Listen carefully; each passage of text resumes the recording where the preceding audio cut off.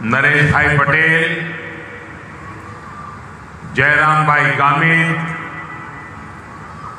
संसद के मेरे पुराने साथी मनसुख भाई वसावा, मंच पर उपस्थित भगवान बिरसा मुंडा के परिवार के सभी सदस्यगण, देश के कोने कोने से इस कार्यक्रम का हिस्सा बन रहे मेरे आदिवासी भाई बहन, अन्य सब महानुभाव और देश के अनेक कार्यक्रम इस समय चल रहे हैं। अनेक लोग हमारे साथ टेक्नोलॉजी से जुड़े हुए हैं, गवर्नर श्री हैं, मुख्यमंत्री हैं, मंत्री हैं। मैं उनको भी जनजातीय गौरव दिवस की बहुत बहुत शुभकामनाएं देता हूं।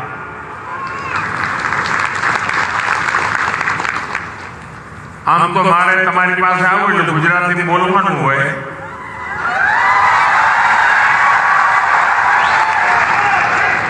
પણ અત્યારે સમગ્ર દેશના લોકો આપણા કાર્યક્રમમાં જોડાયેલા છે, એટલે તમારા બધાના આશીર્વાદ અને અનુમતિથી હવે મારે વાત હિન્દીમાં જ કરવી પડશે। मां नर्मदा की ये पावन धरती आज एक और ऐतिहासिक आयोजन की साक्षी बन रही है।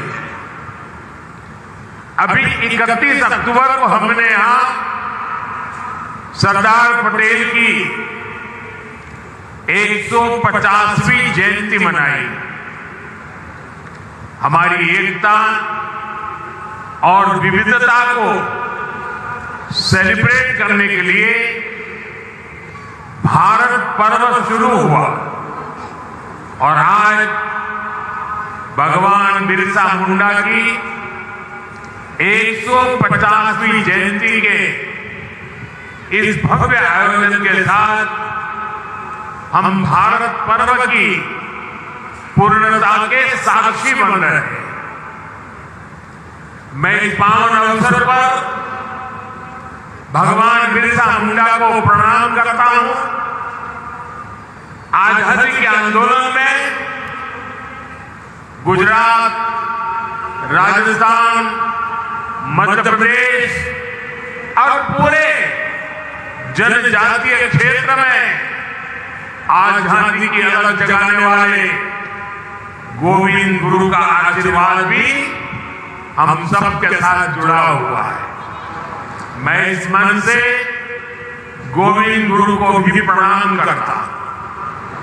अभी कुछ देर पहले मुझे देव मोगरा माता के दर्शन का भी सौभाग्य प्राप्त हुआ।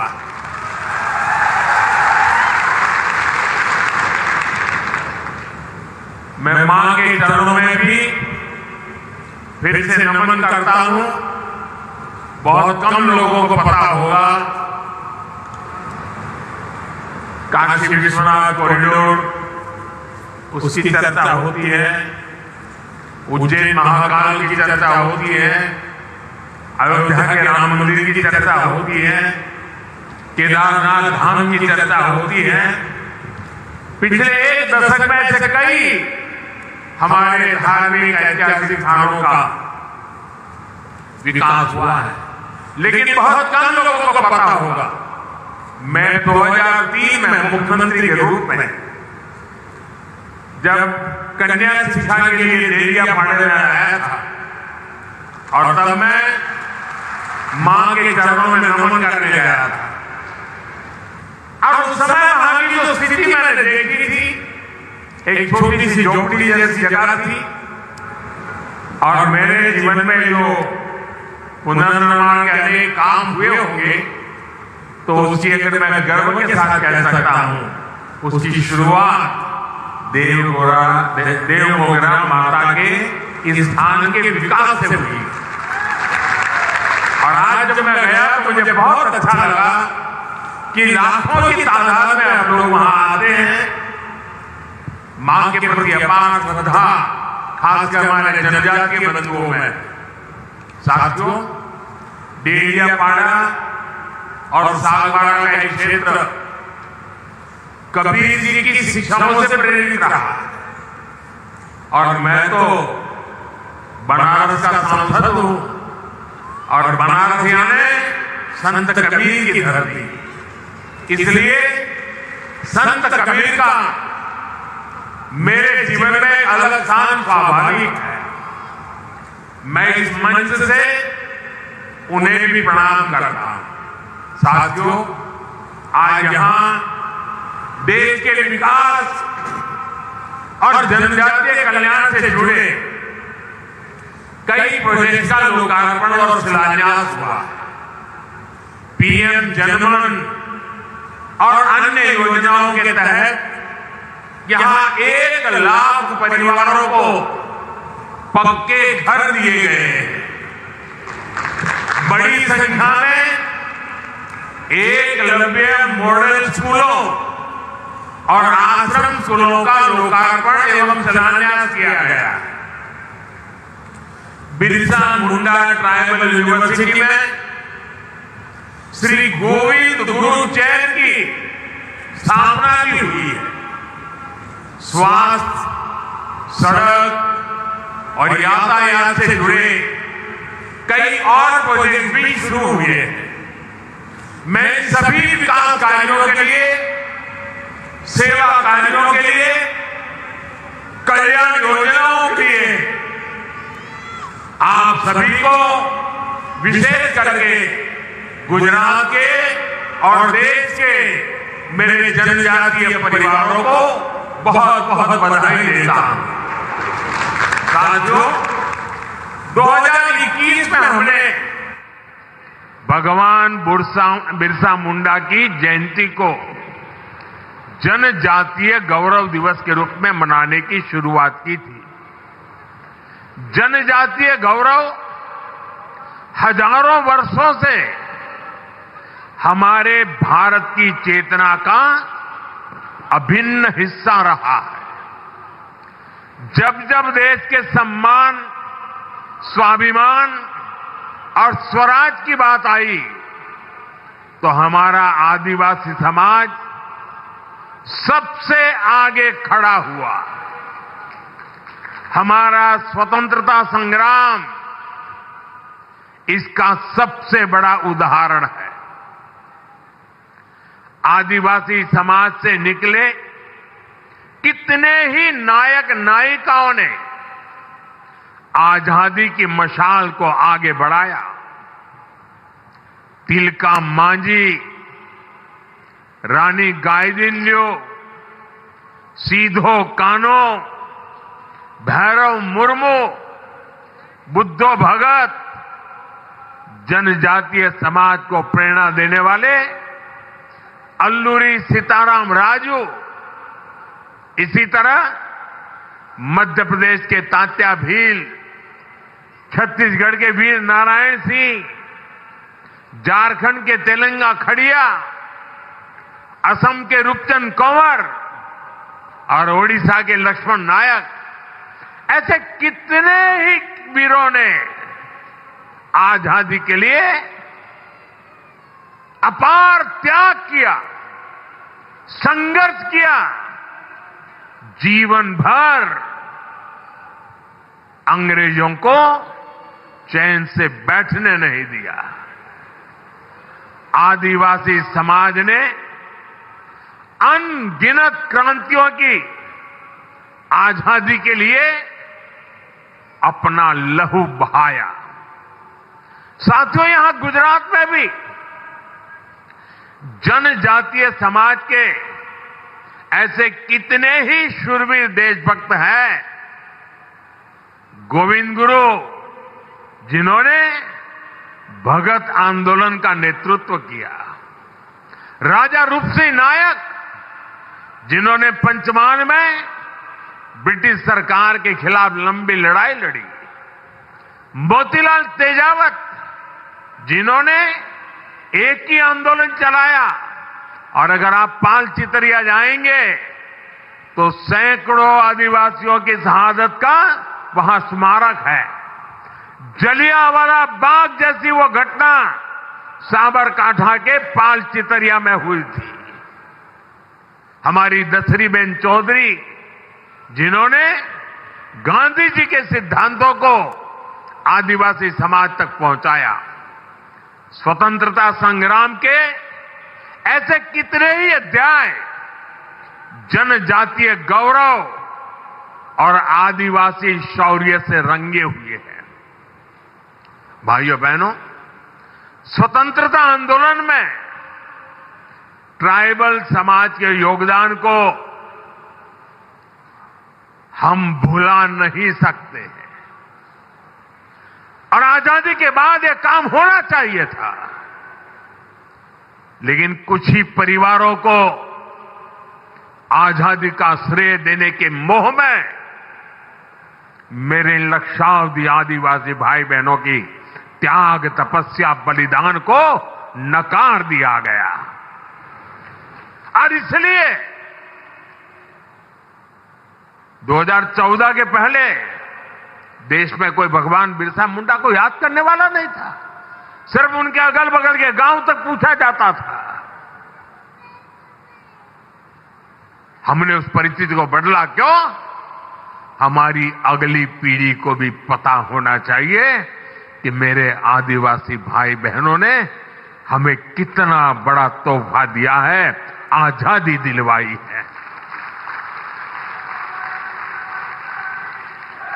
और इसी काम को जिंदा करने के लिए, आने वाली पीढ़ी को स्मरण रहे इसलिए हमने देश में कई ट्राइबल म्यूजियम बनाए जा रहे हैं। यहां गुजरात में भी राजपीपला में ही 25 एकड़ विशाल ट्राइबल म्यूजियम के लिए जमीन पर बहुत बड़ा म्यूजियम आकार ले रहा है। अभी कुछ दिन पहले मैं छत्तीसगढ़ भी गया था। वहां भी मैंने शहीद वीर नारायण सिंह जनजातीय संग्रहालय का लोकार्पण किया था। वैसे ही रांची में जिस जेल में भगवान बिरसा मुंडा रहे, उस जेल में अब भगवान बिरसा मुंडा को और उस समय की आजादी के आंदोलन को लेकर के एक बहुत भव्य म्यूजियम बनाया गया है। साथियों, आज श्री गोविंद गुरु, उनके नाम से एक चेयर जनजातीय भाषा संवर्धन केंद्र के रूप में उसकी स्थापना की गई है। यहां भील, गामित, वसावा, गरासिया, कोंकणी, संथाल, राठवा, नायक, दबला, चौधरी, कोकणा, कुंभी, वर्ली, डोडिया, ऐसी सभी जनजातियों की उनकी बोलियों पर अध्ययन होगा। उनसे जुड़ी कहानियां और गीतों को संरक्षित किया जाएगा। जनजातीय समाज के पास हजारों वर्षों के अनुभवों से सीखा हुआ ज्ञान का अपार भंडार है। उनकी जीवन शैली में विज्ञान छिपा है। उनकी कहानियों में दर्शन है। उनकी भाषा में पर्यावरण की समझ है। श्री गोविंद गुरु चेयर इस समृद्ध परंपरा से नई पीढ़ी को जोड़ने का काम करेगी। साथियों, आज जनजातीय गौरव दिवस का यह अवसर हमें उस अन्याय को भी याद करने का अवसर देता है जो हमारे करोड़ों आदिवासी भाई बहनों के साथ किया गया। देश में 6 दशक तक राज करने वाली कांग्रेस ने आदिवासियों को उनके हाल पर छोड़ दिया था। आदिवासी इलाकों में कुपोषण की समस्या थी, स्वास्थ्य सुरक्षा की समस्या थी, शिक्षा का अभाव था, कनेक्टिविटी का तो नामो निशान नहीं था। ये अभाव ही एक प्रकार से आदिवासी क्षेत्रों की पहचान बन गई थी और कांग्रेस सरकारें हाथ पर हाथ धरकर बैठी रही। लेकिन साथियों, आदिवासी कल्याण भाजपा की सर्वोच्च प्राथमिकता रही है। हम हमेशा इस संकल्प को लेकर चले कि हम आदिवासियों के साथ हो रहे अन्याय को समाप्त करेंगे, उन तक विकास का लाभ पहुंचाएंगे। देश को आजाद तो 1947 में हो गया था। आदिवासी समाज तो भगवान राम के साथ भी जुड़ा हुआ है, इतना पुराना है। लेकिन 6-6 दशक तक राज करने वालों को पता ही नहीं था कि इतना बड़ा आदिवासी समाज के विकास के लिए कुछ करने की जरूरत है। साथियों, जब पहली बार अटल बिहारी वाजपेयी प्रधानमंत्री बने, भाजपा की सरकार बनी, तब देश में पहली बार जनजातीय समाज के लिए एक अलग मंत्रालय का गठन किया था। उसके पहले नहीं किया गया। लेकिन अटल जी की सरकार के बाद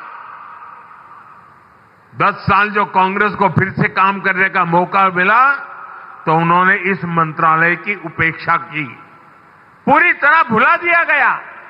आप कल्पना कर सकते हैं, 2013 में कांग्रेस ने जनजातीय कल्याण के लिए कुछ हजार रुपए की योजना बनाई। कुछ हजार रुपए, एक जिले में 1000 रुपए से काम नहीं होता है। हमारी सरकार आने के बाद हमने बहुत बड़ी वृद्धि की, उसके हितों की चिंता की, हमने मंत्रालय के बजट को बढ़ाया और आज जनजातीय मंत्रालय का बजट अनेक गुना बढ़ा करके हमने आज जनजातीय क्षेत्रों के विकास का बीड़ा उठाया है। शिक्षा हो, स्वास्थ्य हो, कनेक्टिविटी हो, हर क्षेत्र में हम आगे बढ़ने का प्रयास कर रहे हैं।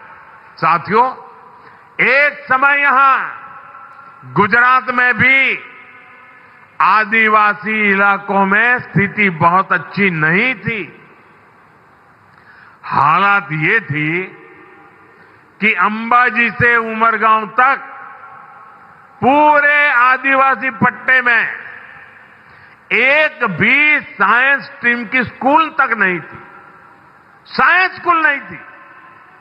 डेडियापाड़ा और सागबारा जैसे इलाकों में विद्यार्थियों को आगे पढ़ने का मौका नहीं मिल पाता था।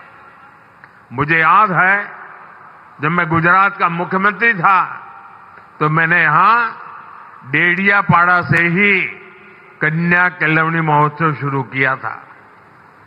तब बहुत सारे बच्चे मुझसे मिलते थे और वो बच्चे बहुत सपने देखते थे, बहुत कुछ बनना चाहते थे। किसी को डॉक्टर बनने का मन था, कोई इंजीनियर बनना चाहता था, कोई साइंटिस्ट बनना चाहता था। मैं उन्हें समझाता था, शिक्षा ही इसका रास्ता है। आपके सपनों को पूरा करने में जो भी बाधाएं हैं उन्हें हम दूर करेंगे, मैं विश्वास देता था। साथियों, स्थितियों में बदलाव के लिए हमने दिन रात मेहनत की, उसी का परिणाम है आज गुजरात के आदिवासी पट्टे में। मैं जब मुख्यमंत्री बना उसके पहले जहां साइंस स्ट्रीम की स्कूल नहीं थी, आज उस आदिवासी पट्टे में 10,000 से ज्यादा स्कूल है। पिछले 2 दशकों में आदिवासी इलाका में 2 दर्जन साइंस कॉलेज, सिर्फ स्कूल नहीं, science college, commerce college, arts college बने हैं। भाजपा सरकार ने आदिवासी बच्चों के लिए सैकड़ों हॉस्टल तैयार किए। यहां गुजरात में 2 ट्राइबल यूनिवर्सिटी भी बनवाई। ऐसे ही प्रयासों से यहां भी बड़ा बदलाव आया है। 20 साल पहले जो बच्चे अपना सपना लेकर मुझसे मिलते थे, अब उनमें से कई डॉक्टर और इंजीनियर है, तो कोई रिसर्च फील्ड में काम कर रहा है। साथियों, आदिवासी बच्चों का भविष्य उज्जवल बनाने के लिए हम दिन रात काम कर रहे हैं। बीते 5-6 वर्षों में ही केंद्र सरकार ने देश में एकलव्य मॉडल आदिवासी स्कूलों के लिए 18,000 करोड़ रुपए से ज्यादा खर्च किए। छात्राओं के लिए स्कूल में जरूरी सुविधाएं उपलब्ध कराई गई।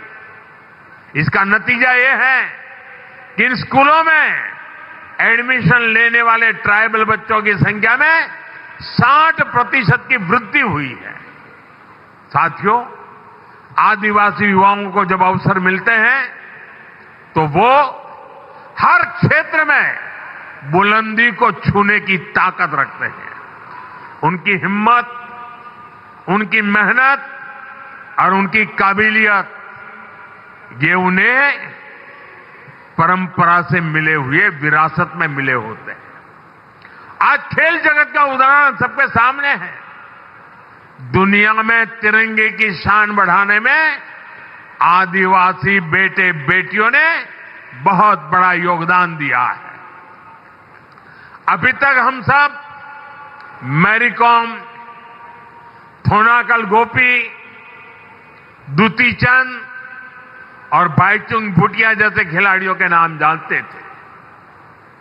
अब हर बड़ी प्रतियोगिता में ट्राइबल इलाकों से ऐसे ही नए नए खिलाड़ी निकल रहे हैं।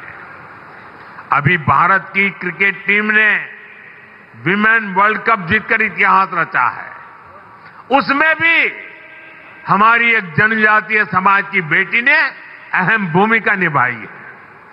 हमारी सरकार आदिवासी इलाकों में नई प्रतिभाओं को तलाशने और उन्हें आगे बढ़ाने के लिए लगातार काम कर रही है। जनजातीय क्षेत्रों में स्पोर्ट्स फैसिलिटीज को भी बढ़ाया जा रहा है। साथियों, हमारी सरकार वंचित को वरीयता के विजन पर काम करती है। इसका बहुत बड़ा उदाहरण ये हमारा नर्मदा जिला भी है। पहले तो ये अलग नहीं था, वो भरूच जिले का हिस्सा था, कुछ सूरत जिले का हिस्सा था, और ये सारा इलाका कभी पिछड़ा माना जाता था। हमने इसे वरीयता दी, हमने इस जिले को आकांक्षी जिला बनाया और आज ये विकास के कई पैरामीटर्स में बहुत आगे आ गया है। इसका बहुत बड़ा लाभ यहां के आदिवासी समुदाय को मिला है। आपने देखा है केंद्र सरकार की कई योजनाओं को हम आदिवासी बहुल राज्यों और वंचित वर्गों के बीच जाकर ही लॉन्च करते हैं। आपको याद होगा 2018 में मुफ्त इलाज के लिए आयुष्मान भारत योजना लॉन्च हुई थी। ये योजना हमने झारखंड के आदिवासी इलाके में रांची में जाकर के शुरू हुई थी और आज देश के करोड़ों आदिवासी भाई बहनों को इसके तहत 5 लाख तक मुफ्त इलाज की सुविधा मिल रही है। सरकार ने आयुष्मान आरोग्य मंदिर की शुरुआत भी आदिवासी बहुल छत्तीसगढ़ से की थी। इसका भी बहुत बड़ा लाभ जनजातीय वर्ग को मिल रहा है। साथियों, आदिवासियों में भी जो सबसे पिछड़े आदिवासी हैं, हमारी सरकार उन्हें विशेष प्राथमिकता दे रही है। जिन क्षेत्रों में आजादी के इतने दशक बाद भी जहां न बिजली थी, न पानी पहुंचाने की व्यवस्था थी, न सड़क थी, न अस्पताल की सुविधा थी, इन इलाकों के विकास का विशेष अभियान चलाने के लिए हमने झारखंड के खूंटी से पीएम जनमन योजना शुरू की थी। भगवान बिरसा मुंडा के गांव में गया था। उस मिट्टी को माथे पर चढ़ा करके मैंने आदिवासियों के कल्याण के संकल्प लेकर के निकला हुआ इंसान हूं और देश का मैं पहला प्रधानमंत्री था जो भगवान बिरसा मुंडा के घर गया था। और आज भी भगवान बिरसा मुंडा के परिवारजनों के साथ मेरा उतना ही गहरा नाता रहा है। पीएम जनमन योजना पर 24,000 करोड़ रुपए खर्च किए जा रहे हैं। साथियों, धरती आबा जनजातीय ग्राम उत्कर्ष अभियान भी पिछड़े आदिवासी गांवों के विकास की नई गाथा लिख रहा है। देश भर में अब तक 60,000 से अधिक गांव इस अभियान से जुड़ चुके हैं। इनमें से हजारों गांव ऐसे हैं जहां पहली बार पीने का पानी पाइपलाइन से पहुंचा है और सैकड़ों गांवों में टेलीमेडिसिन की सुविधा शुरू हुई है। इस अभियान के तहत ग्राम सभाओं को विकास की धुरी बनाया गया है। गांवों में स्वास्थ्य, शिक्षा, पोषण, कृषि और आजीविका पर सामुदायिक योजनाएं तैयार हो रही है। ये अभियान दिखाता है कि अगर कुछ ठान लिया जाए तो हर असंभव लक्ष्य भी संभव बन जाता है। साथियों, हमारी सरकार आदिवासियों के जीवन से जुड़े हर पहलू को ध्यान में रखकर काम कर रही है। हमने वन उपज की संख्या को 20 से बढ़ाकर करीब 100 किया है। वन उपज पर एमएसपी बढ़ाई। हमारी सरकार मोटे अनाज श्री अन्न को खूब बढ़ावा दे रही है, जिसका फायदा आदिवासी क्षेत्रों में खेती करने वाले हमारे आदिवासी भाई बहनों को मिल रहा है। गुजरात में हमने आपके लिए वन बंधु कल्याण योजना शुरू की थी। इसको आपको एक नई आर्थिक मजबूती मिली और मुझे याद है जब उस योजना को मैंने शुरू किया था तो महीनों तक अलग अलग आदिवासी क्षेत्रों से लोग मेरा धन्यवाद करने और मुझे सम्मानित करने के लिए आते। इतनी बड़ी परिवर्तनकारी थी। मुझे आज खुशी है कि भूपेंद्र भाई उस वन बंधु कल्याण योजना का विस्तार कर रहे हैं और अब उसे जनजातीय कल्याण योजना के रूप में नए विस्तृत कार्यक्रमों के साथ आपकी सेवा में प्रस्तुत किया जा रहा है। भाइयों बहनों, आदिवासी समुदायों में सिकल सेल ये बीमारी एक बहुत बड़ा खतरा रही है। इससे निपटने के लिए जनजातीय इलाकों में डिस्पेंसरी, मेडिकल सेंटर और हॉस्पिटल की संख्या बढ़ाई गई है। सिकल सेल बीमारी से निपटने के लिए राष्ट्रीय स्तर पर अभियान चल रहा है। इसके तहत देश में 6 करोड़ आदिवासी भाई बहनों की स्क्रीनिंग हो चुकी है। साथियों, नई राष्ट्रीय शिक्षा नीति के तहत स्थानीय भाषा में पढ़ाई की सुविधा भी दी जा रही है। आदिवासी समाज के जो बच्चे केवल भाषा के कारण पिछड़ जाते थे, वो अब स्थानीय भाषा में पढ़ाई करके खुद भी आगे बढ़ रहे हैं और देश की तरक्की में अपना ज्यादा से ज्यादा योगदान दे रहे हैं। साथियों, हमारे गुजरात के आदिवासी समाज के पास कला की भी अद्भुत पूंजी है। उनकी पेंटिंग्स, उनकी चित्रकलाएं अपने आप में खास है। एक बेटी वहां चित्र लेकर के बैठी है, वो देने के लिए लाई लगती है। ये हमारे एसपीजी के लोग जरा ले लो इस बेटी के पास से। यहां से मुझे लगता है कुछ वर्ली पेंटिंग भी दिखता है उसमें। धन्यवाद बेटा, आपका अगर उसमें अता पता होगा तो मैं चिट्ठी लिखूंगा आपको।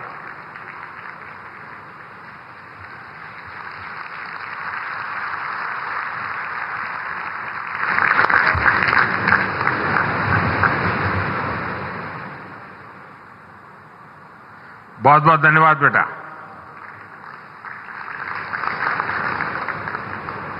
कला, चित्र ये यहां सहज है। हमारे परेश भाई राठवा जैसे चित्रकार जो इन विधाओं को आगे बढ़ा रहे हैं और मुझे संतोष है कि हमारी सरकार ने परेश भाई राठवा को पद्म पुरस्कार से सम्मानित किया है। साथियों, किसी भी समाज की प्रगति के लिए लोकतंत्र में उसकी सही भागीदारी भी उतनी ही जरूरी होती है। इसलिए हमारा ध्येय है जनजातीय समाज के हमारे भाई बहनों को देश के बड़े पदों पर भी पहुंचे, देश का नेतृत्व करें। आप देखिए, आज देश की राष्ट्रपति एक आदिवासी महिला है। इसी तरह बीजेपी ने, एनडीए ने हमेशा आदिवासी समाज के हमारे होनहार साथियों को शीर्ष पदों पर पहुंचाने का प्रयास किया है। आज छत्तीसगढ़ के मुख्यमंत्री हमारे जनजातीय समाज के विष्णुदेव जी साय छत्तीसगढ़ का कायापलट कर रहे हैं। उड़ीसा में श्री मोहन चरण मांझी भगवान जगन्नाथ जी के आशीर्वाद से जनजातीय समुदाय के हमारे मांझी जी उड़ीसा का विकास कर रहे हैं। अरुणाचल प्रदेश में हमारे जनजातीय बंधु प्रेमा खांडू जी मुख्यमंत्री के रूप में काम कर रहे हैं। नागालैंड में हमारे जनजातीय बंधु नेफ्यू रियो काम कर रहे हैं। हमने कई राज्यों में आदिवासी मुख्यमंत्री बनाए। देश के कई राज्यों की विधानसभाओं में हमारी पार्टी ने आदिवासी स्पीकर बनाए। हमारे गुजरात के मंगूभाई पटेल मध्य प्रदेश में गवर्नर है। हमारी केंद्र सरकार में सर्बानंद जी सोनोवाल आदिवासी समाज से हैं और पूरी शिपिंग मिनिस्ट्री संभाल रहे हैं।